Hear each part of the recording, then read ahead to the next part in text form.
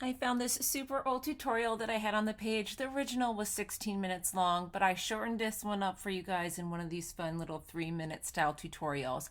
This is a Zendangle inspired cross tutorial, so it's great to do during the Easter season, but you can make these all year long.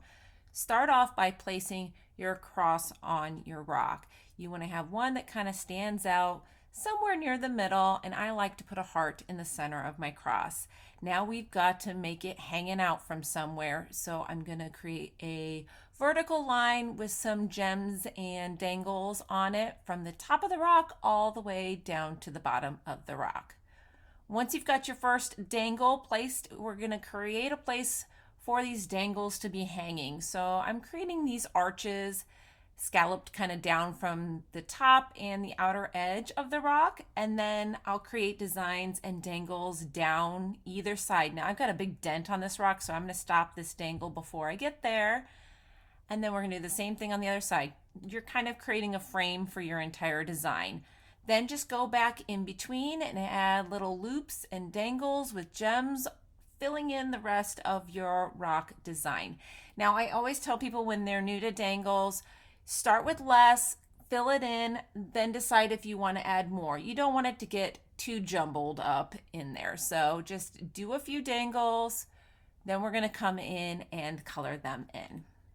Now all the paint pens I'm using in this part of the tutorial are extra fine tip Posca paint pens. So you'll see I've got some Micron ones. We're going to talk more about those when I use them, but for the main portion of this, I'm using the paint pens.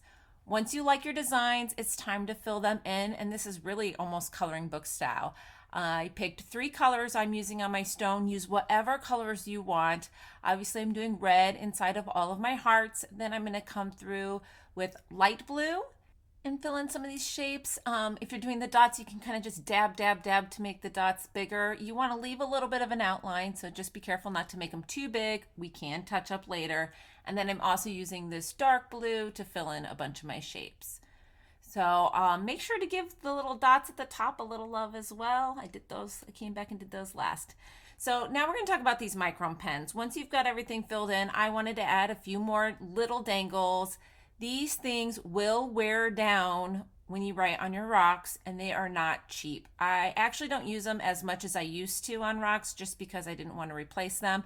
They are good for touching up at the end, but going directly on your rock, you have to use a very light touch so that you do not wear down the tips. But you can get these cute little dangles in here, so I'm just adding a little bit more to my design, and then I'm just going to come back in again and fill those in with color.